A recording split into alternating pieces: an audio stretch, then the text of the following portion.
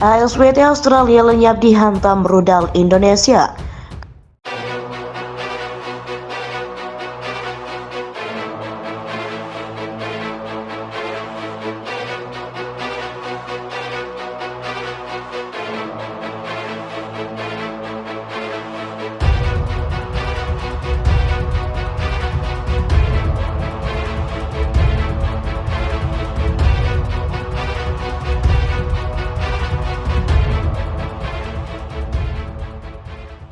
Ketegangan terus meningkat antar kedua negara. Perampasan wilayah kedaulatan milik negara Indonesia oleh Australia jadi penyebab utama terjadinya kekacauan yang sedang berlangsung, dan Australia juga diduga menyebarkan doktrin paham terorisme pada masyarakat Indonesia.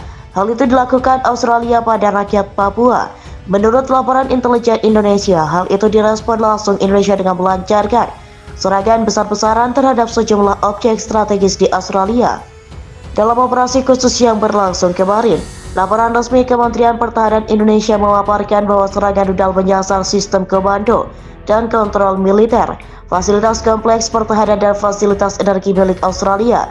Target telah tercapai, semua objek yang dilenyapkan, tulis laporan tersebut. Pihak Indonesia mengklaim bahwa sebagai akibat dari serangan tersebut, produksi dan perbaikan senjata Australia di perusahaan-perusahaan kompleks industri militer berhenti. Transportasi kereta api untuk peralatan militer Australia termasuk buatan luar negeri terganggu. Pemindahan cadangan ke area pertempuran sulit dilakukan. Saya tekankan bahwa tidak ada serangan misil di kota Sydney. Sementara itu di Canberra, pasukan Indonesia melakukan operasi ofensif dan berhasil memperoleh posisi baru akibat tembakan artileri dan serangan penerbangan militer. Lebih dari 80 prajurit Australia, 2 tank, 3 kendaraan tempur lapis baja, dan 2 truk pick-up hancur, ujarnya. Di kota lainnya, tembakan artileri pendahuluan di area konsentrasi tenaga kerja Angkatan Bersenjata Australia menjaga upaya musuh untuk menyerang ke arah pemukiman. Adapun operasi ofensif pasukan Indonesia terus mencapai hasil positif ke arah Canberra.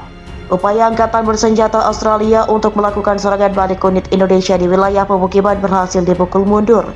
Lebih dari 60 prajurit Australia dan 5 kendaraan tempur lapis baja dihancurkan pada siang hari.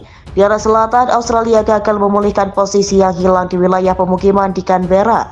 Pasukan Australia juga dihentikan oleh pesawat serbu dan tembakan artileri. Mereka dilempar kembali ke posisi semula secara total.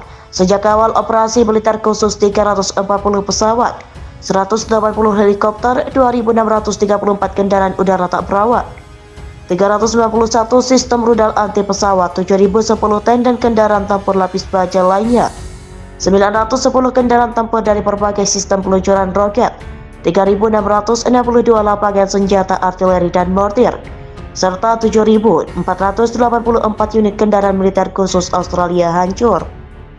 Operasi kontraofensif militer Australia berlanjut di front Tenggara, tepatnya di daerah dekat perbatasan Indonesia.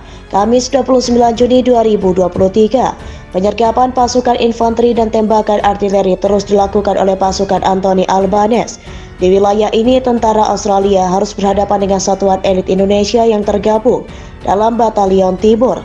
Meskipun unggul dalam jumlah, unit angkatan bersenjata Australia justru kewalahan menghadapi kemampuan tempur pasukan khusus Indonesia dan menangkis 2 kali serangan besar militer Indonesia. Kabar berhasil pasukan Timur Angkatan Bersenjata Indonesia dikonfirmasi oleh juru bicara Batalion, Letnan Kolonel Pusat. Di daerah perbatasan, unit sendapan bermotor dari kelompok tempur Timur menggagalkan 2 serangan musuh di dekat pemukiman tersebut. Pasukan Indonesia menghancurkan tank nasionalis Australia, kendaraan tempur lapis baja dan personel, ujarnya. Lebih lanjut, ia mengatakan pasukan Australia tidak lagi berupaya keras menembus barikade di front selatan Papua Merdeka dan memilih untuk berkumpul kembali di desa di dekatnya. Sementara itu, unit militer Indonesia dari Batalion Pusat juga menyerang basis tentara Australia di daerah itu dan perbatasan dengan menggunakan jet tempur dan helikopter serbu. Artileri Indonesia menyerang daerah di mana tenaga musuh terkonsentrasi di selatan pemukiman tersebut. Katanya melanjutkan, serangan juga dilakukan pada kelompok militer di dekat perbatasan dari pesawat tempur dan helikopter Indonesia, ucapnya. Kemudian aksi pengintaian yang dilakukan oleh tentara Australia juga menemui jalan di wilayah selatan. Pergerakan pengintai yang diketahui pihak Indonesia membuat pasukan Australia harus merasakan serangan dahsyat artileri hingga mundur ke daerah ibu kota. Sejumlah kendaraan lapis baja dan meriam Australia hancur dalam serangan ini. Sebuah howitzer MST-AB terkena tembakan balasan di dekat perbatasan. Helikopter Angkatan Darat melancarkan serangan di daerah di mana pasukan Australia berkumpul di dekat markas dan garis depan perbatasan, ujarnya. Pada Kamis, seorang pejabat yang ditunjuk Indonesia mengatakan pasukan Australia telah melancarkan serangan besar-besaran di wilayah Port Moresby Selatan. Pagi ini pasukan Australia melancarkan serangan dalam skala yang lebih besar dari kemarin. Situasinya mengkhawatirkan, katanya menurut kantor berita TASS. Kementerian Pertahanan Indonesia mengunggah apa yang dikatakannya sebagai video pertempuran di Port Moresby, menunjukkan kendaraan lapis baja Australia diserang tembakan hebat. Adapun perang yang telah berlangsung selama lebih dari 15 hari bereskalasi minggu ini dengan meningkatnya serangan di kedua sisi perbatasan. Dalam sebuah video yang diterbitkan Kamis, tentara Australia tampaknya meminta tentara untuk tetap diam dan mengatakan tidak akan ada pengumuman tentang dimulainya serangan yang telah lama ditunggu-tunggu. Pada hari yang sama, Gubernur wilayah ibu kota di perbatasan dengan Indonesia mengatakan pertempuran sedang berlangsung di sisi perbatasannya dan mengakui bahwa pasukan pro Australia telah menahan orang Indonesia setelah bentrokan lintas perbatasan. Militer Indonesia dilaporkan mampu menghancurkan kolom lapis baja Australia, namun bukan menggunakan senjata pasukan NKRI sendiri, melainkan Indonesia melayangkan serangan itu menggunakan senjata dari barat. Hal itu bisa terjadi berkat superioritas udara dan artileri. Kabar itu disampaikan oleh kolumnis Wall Street Journal Matthew Luxburg. Ia menyebut bahwa Indonesia memanfaatkan kekuatan udaranya dan pertahanan udara Australia dan Papua Merdeka yang terbatas.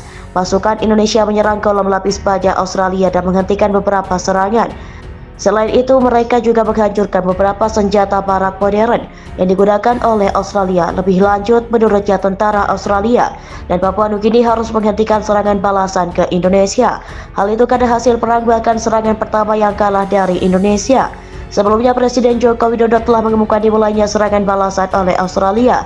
Pada saat yang sama, ia menegaskan bahwa Papua tidak dapat mencapai tujuan di area pertempuran.